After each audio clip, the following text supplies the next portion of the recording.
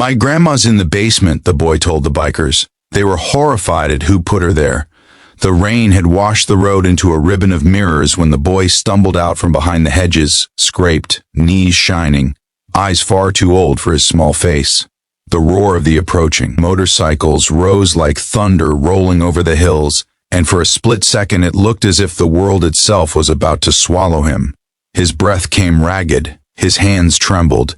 He lifted one arm, not in greeting but like someone surrendering to something bigger than himself. The bike slowed, engines rumbling, and that was when his truth collapsed out of him, heavy and raw, the kind of confession that changes everything. He said that his grandma was in the basement, and he was terrified because of who had put her there. If you believe that kindness, second chances, and heart still matter in this world, take a moment to like this video, comment, share it forward, and subscribe. Sometimes a single act of compassion is what saves someone trapped in darkness. The boy's name was Eli, and he carried fear the way some children carry favorite toys, clutched tightly, worn smooth from constant contact.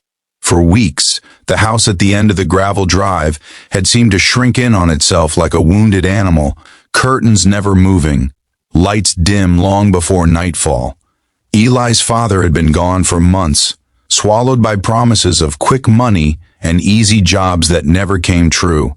His mother had changed after that, a slow collapsing from exhaustion and bitterness, as if every breath cost her something. His grandmother, the one who held the world steady, had become the anchor between what was falling apart and what still held.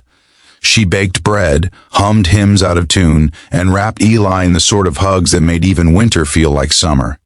And then, one evening, everything trembled.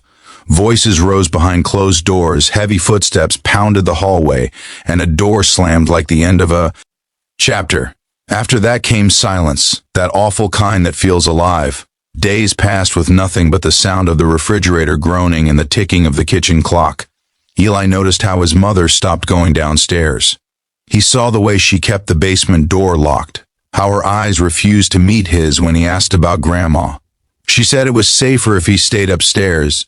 She said sometimes people have to be hidden when they are sick, when they might wander. But the fear wasn't in the words. It lived in the way she flinched when the floorboards creaked beneath their feet. At night, when the house shifted in its sleep, Eli thought he heard faint tapping, like rain beneath the earth. He lay awake imagining the dark, imagining Grandma's hands pressing along the walls, searching for someone to remember her. On the fourth night, his courage broke free from his fear. Eli found the spare key, not because he was brave, but because he couldn't bear another moment of wondering. The air that drifted up from the stairwell smelled cold and damp, like forgotten things. Each step downward groaned as if accusing him. At the bottom, in the dim, pale glow of a single bulb, he found her.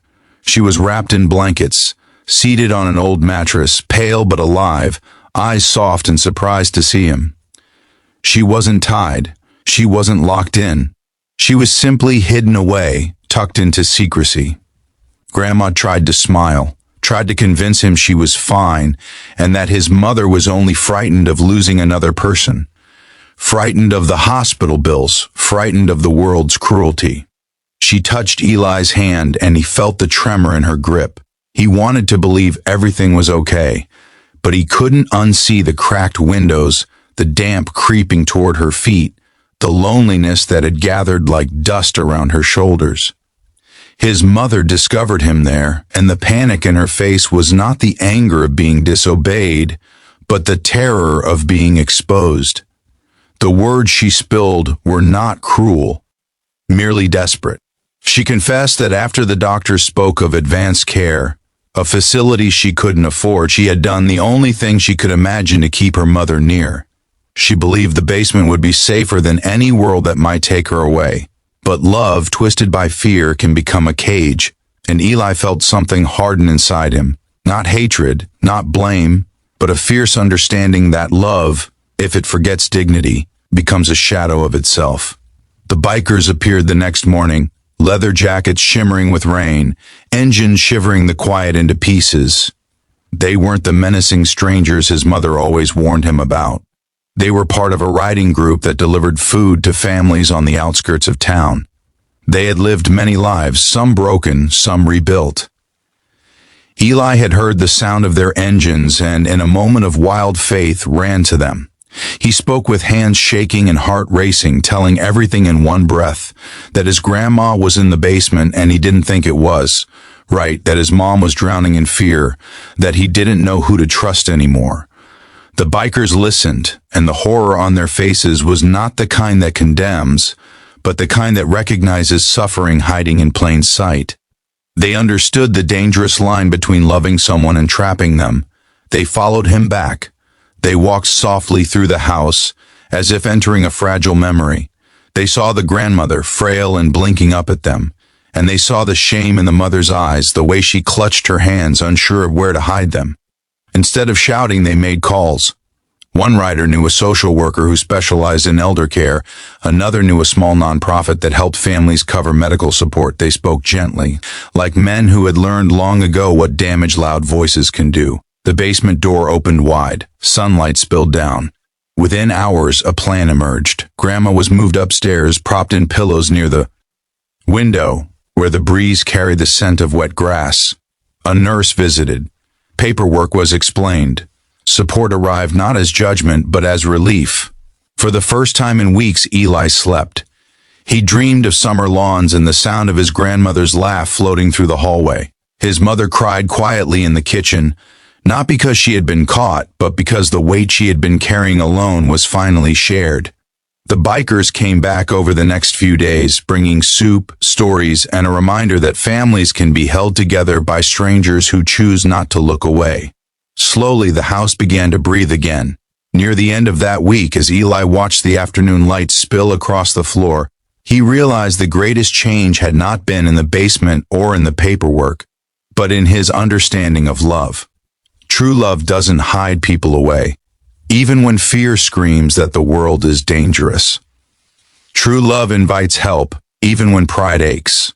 And sometimes, the people who look the roughest on the outside carry the softest hearts inside. If this story has touched you, if it reminds you that compassion can rewrite even the darkest chapters, please like, comment, share, and subscribe, because your support helps more stories like this find the people who need them. Before we close, I have a special request. Comment below about a time when someone showed up for you when you least expected it. Eli grew older with that memory stitched into his heart, a reminder that shadows can be lifted when courage meets kindness. The basement became only a room again, nothing more, nothing less. And every time he heard the distant thrum of motorcycles riding the back roads, he remembered that sometimes salvation arrives with mud on its boots and thunder in its wake, guided not by perfection, but by simple, stubborn humanity.